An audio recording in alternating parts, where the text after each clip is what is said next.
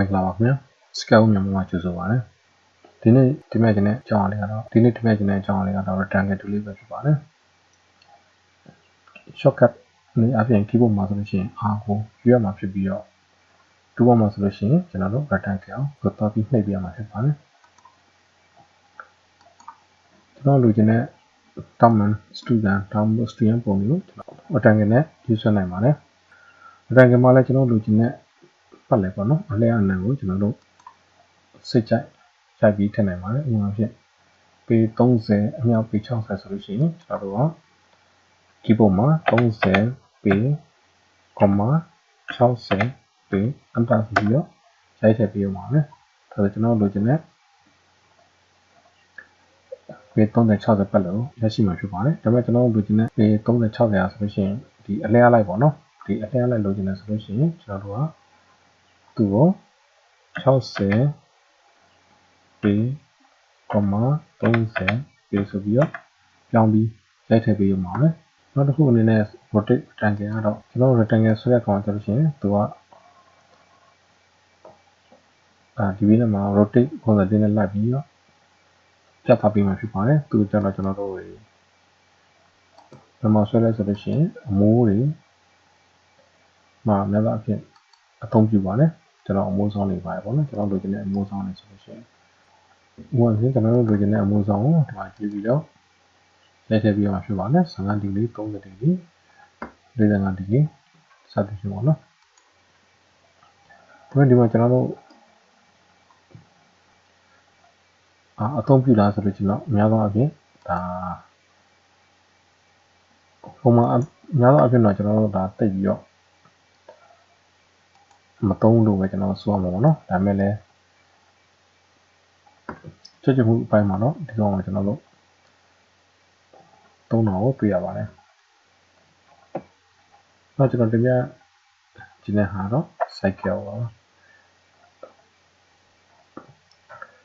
shortcut အပြင်တော့ C ပါ cycle ကိုကျွန်တော်တို့စပြီးရေးဆွဲတော့မယ်ဆိုလို့ရှိရင်ကျွန်တော်တို့ cycle ကိုစပြီးရေးဆွဲတော့မယ်ဆိုလို့ရှိရင် cycle ကိုနှိပ်တဲ့အခါကျတော့ရှင်ဒီညမှာ24ဆိုတဲ့ဟာလေးပေါ်နေပါမယ်24ဆိုတာတော့ဒီ cycle ရဲ့အနားဒီအတွက်ဟာဆိုလို့ရှိရင်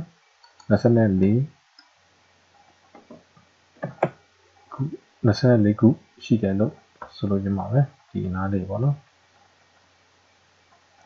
ဒီနားလေးတွေအားလုံးဟာ24ခုရှိရ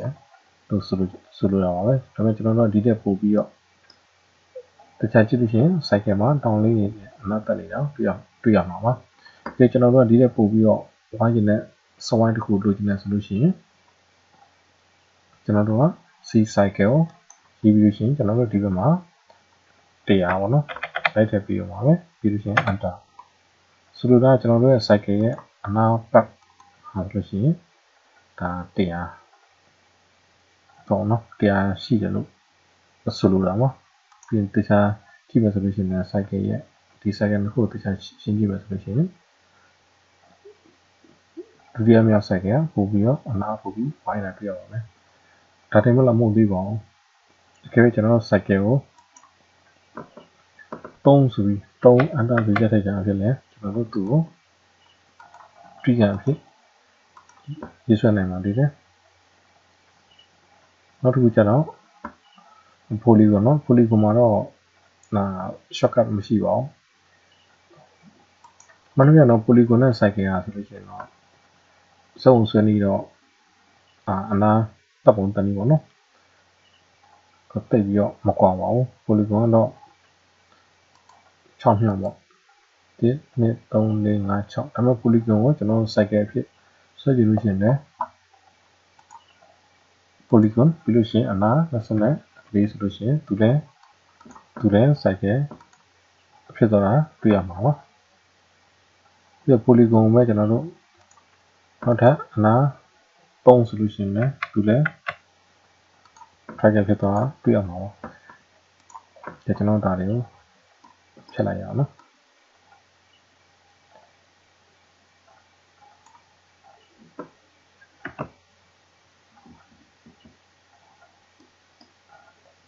နောက်တစ်ခုအနေနဲ့ soil ကိုကျွန်တော်ဆွဲတဲ့အခါကျလို့ရှိရင်လည်းကျွန်တော်လိုချင်တဲ့ diameter ကို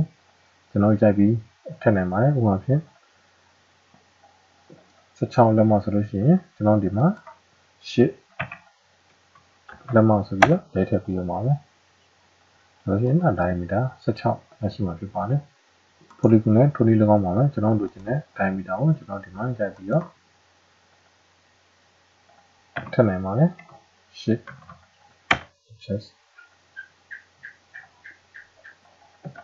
နောက်ခုအနေနဲ့ကျတော့ arc ပေါ့နော် arc ကတော့ A ပေါ့ကျွန်တော်လိုချင်တဲ့ရင်းကွေကိုလိုချင်လို့ရှိရင်ကျွန်တော်တို့ဒီနေရာမှာ arc ကိုသုံးပါတယ်ဥပမာကျွန်တော်တို့မှာရင်းကြောင်းလေးချောင်းရှိတယ်သူ့ကိုကျွန်တော်တို့အခွေးလေးလိုချင်တယ်ဆိုလို့ရှိရင် A arc ကိုသုံးရပါတယ်ပထမထိပ်နဲ့ဒီတက်ထိပ်ကိုတိုင်းပြီးလို့ရှိရင်ကျွန်တော်လိုချင်တယ်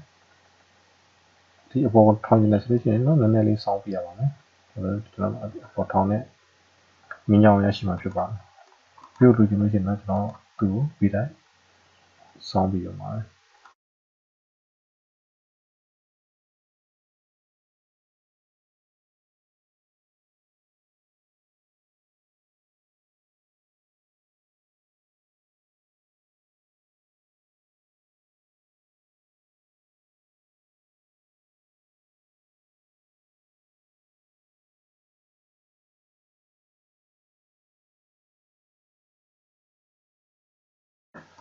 နောက်တစ်ခုကျတော့2 point arc 2 point arc ကကျတော့ကျွန်တော်တို့အနေနဲ့ပထမတစ်ချက်ဒုတိယတစ်ချက်လို့ရှိရင်တက်တစ်ချက်ပေါ့နော်အချက်3ချက်မှာကျွန်တော်တို့သူ့ကိုအခုံးလေးလုပ်နိုင်ပါတယ်ဘိုင်းမှာဆိုလို့ရှိရင်လည်းအတူတူပါပဲဘိုင်းမှာဆိုလို့ရှိရင်လည်းကျွန်တော်2 point arc နဲ့တစ်ချက်နှစ်ချက်3ချက်ပေါ့နော်နောက်ခုကျတော့3 point up မှာ3 point up မှာလည်း short ကမရှိပါဘူးဒါပေမဲ့သူကကျွန်တော်ငယ်တော့ဆော့ခဲ့မှုတဲ့ရုပ်ကလေးတည်းပေါ့နော် backman ပေါ့သူတို့ကျွန်တော်သွားပြီးတော့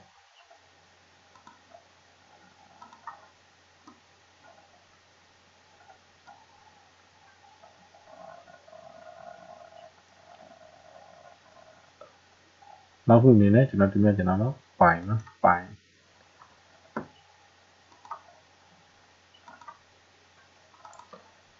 ဒါနဲ့ကျွန်တော်တို့ဘယ်မှာဆွဲလဲဆိုလို့ရှိရင်တော့ဒါအဖွင့်အပိတ်တယ်မှာကျွန်တော်တို့ဆွဲပါတယ်သူကြတော့ဒီလိုမျက်နှာပြင်လေး surface လေးလုပ်ပြီးတော့တွေ့ရပါတော့ဒါပေမဲ့ကျွန်တော်တို့2 point up မှာဆိုလို့ရှိရင်တော့ surface မလုပ်ပေးပါဘူး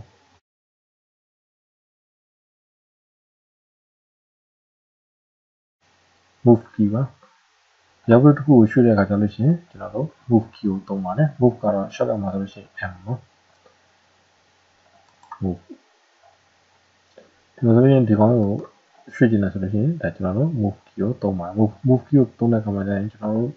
ကိုရွှေ့ကျင်တဲ့နေရာကိုရွှေ့နိုင်ဖို့အတွက်ကျွန်တော်တို့သူ့ကို lock လုပ်ပြီးဖို့လိုပါတယ်ဒီမှာကျွန်တော်တို့က up ပေါ့နော်အပေါ်ရွှေ့ကျင်တယ်ဆိုလို့ရှိရင်အပြောင်မီးအောင်နဲ့ရွှေ့ကျင်တယ်ဆိုလို့ရှိရင်ကျွန်တော်တို့ keyboard မှာအပေါ် arrow key ကိုနှိပ်ထားဖို့လိုပါတယ်အဲ့ဒါဆိုရင်ဒီမှာအပြောင်လေးအပြောင်မီးကြောင်းအစင်းကြောင်းလေးထင်ရကပို့ပြီးထင်ရှားအောင်ထင်ရှားတာတွေ့ရပါမယ်ဒါဆိုကျွန်တော်တို့ကသူ့ကိုအပေါ်ကိုသူ့တော့ဒီတခြားနေရာမရှိအောင်ပေါ့နော်ဒီအပေါ်တစ်ခုတည်းပဲရအောင်ကျွန်တော် control လုပ်ထားတာပါပဲကဲကျွန်တော်တို့အနီးတိုင်းရွှေ့မယ်ဆိုလို့ရှိရင်လည်းသူ့ကိုကျွန်တော်တို့က move key နဲ့ရွှေ့နိုင်ပါတယ်နောက်တစ်ခုသုံးတာတော့ကျွန်တော်တို့ shift key ပါပဲ shift ကိုနှိပ်ထားခြင်းအဖြစ်နဲ့ကျွန်တော်တို့သူ့ကိုလိုချင်တဲ့ axis ကိုကျွန်တော်တို့လိုက်ပြီးတော့ရွှေ့နိုင်ပါတယ်ဒီတော့ကျွန်တော်တင်ပြချင်တာကတော့ copy ပါပဲကျွန်တော်ဒီကောင်ကိုတနေရာရွှေ့မယ်ဆိုလို့ရှိရင် control တစ်ချက်နှိပ်တာဖြစ် control တစ်ချက်နှိပ်ခြင်းအပြင်ကျွန်တော်တို့သူ့ကို copy ရပါတယ်နော် copy ကူးတဲ့အခါမှာလည်းကျွန်တော်တို့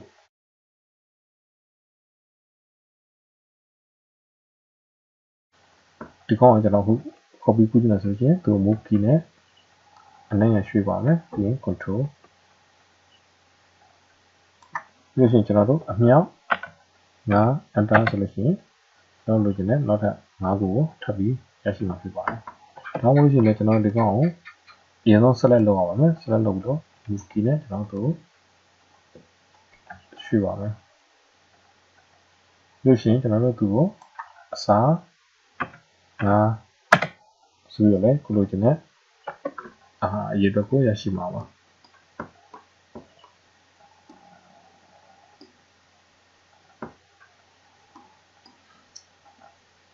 move key နဲ့ control ပြီးရနောက်မှာကျွန်တော်တို့ဘာအောင်ပြချင်လဲဆိုလို့ရှိရင်တော့ push pull ပါ push pull ကတော့ shortcut အဖြစ်တော့ P ပေါ့နော်ရောက်တဲ့တစ်ခုရဲ့မျက်နှာပြင်ကိုကျွန်တော်တို့မိုက်ချင်တယ်ဆိုလို့ရှိရင်ကျွန်တော်တို့ push pull ကိုသုံးပါတယ်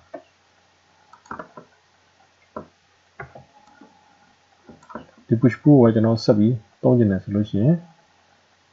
escape ကနှိပ်ရအောင်မယ်ကျွန်တော်တို့ကနောက်ထပ် push pull ကိုဆက်ပြီးသုံးအောင်ပါပဲpush pull မှာနောက်ထပ်ကျွန်တော်ဗားရှိသေးတယ်ပေါ့နော် push pull မှာဆိုလို့ရှိရင်ကျွန်တော်တို့အကြည့်သူ့ရဲ့အထူကျွန်တော်ပထမဆုံးမှခဲ့တဲ့သူ့ရဲ့အထူလို့ကျွန်တော်ရှိရင်ကျွန်တော်သူ့ကို double click နှိပ်ပြရပါတယ်ဒါဆိုကျွန်တော်ပထမဆုံးမှခဲ့တဲ့သူ့ရဲ့အထူကျွန်တော်တို့ရရှိမှာဖြစ်ပါတယ်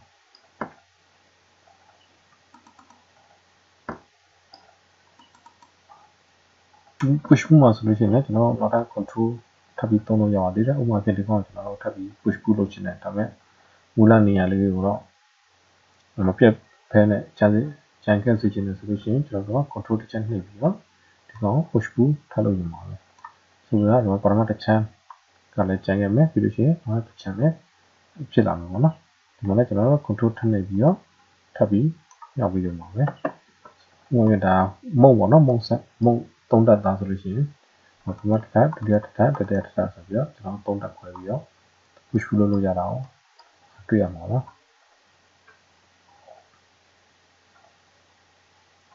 rotate key ကတော့ကျွန်တော်တို့လိုချင်တဲ့အရာဝတ္ထုတွေကိုလှည့်ပေးတာလေးပဲဖြစ်ပါတယ်။ဒါပြင်ကျွန်တော်သူ့ကိုညာဘက်ကနေပေါ့အလုံးရွေးချယ်နိုင်တယ်ပေါ့နော်။အကယ်၍ကျွန်တော်သူ့ကိုကျွန်တော်ဘယ်ဘက်ကတော့ရွေးမယ်ဆိုလို့ရှိရင်တော့သူ့နည်းနည်းပဲရွေးအောင်နဲ့အကုန်လုံးကို select လုပ်ပြီးသားဖြစ်သွားမှာပါ။ဒါပေမဲ့ကျွန်တော်သူ့ကိုညာဘက်ကရွေးမယ်ဆိုလို့ရှိရင်အကုန်လုံးကိုရွေးမှသာလေ select အရာဝတ္ထု object တစ်ခုလုံးကို select လုပ်ပြီးသားဖြစ်သွားမှာပါ။ပြီးကျွန်တော်တို့သူ့ကို triple click ပေါ့နော်။သုံးချက်နှိပ်ချင်းအပြင်လည်းကျွန်တော်သူ့ကို object တစ်ခုလုံးရွေးချယ်နိုင်ပါတယ်သူ့ rotate လုပ်တဲ့အခါကျရင် R rotate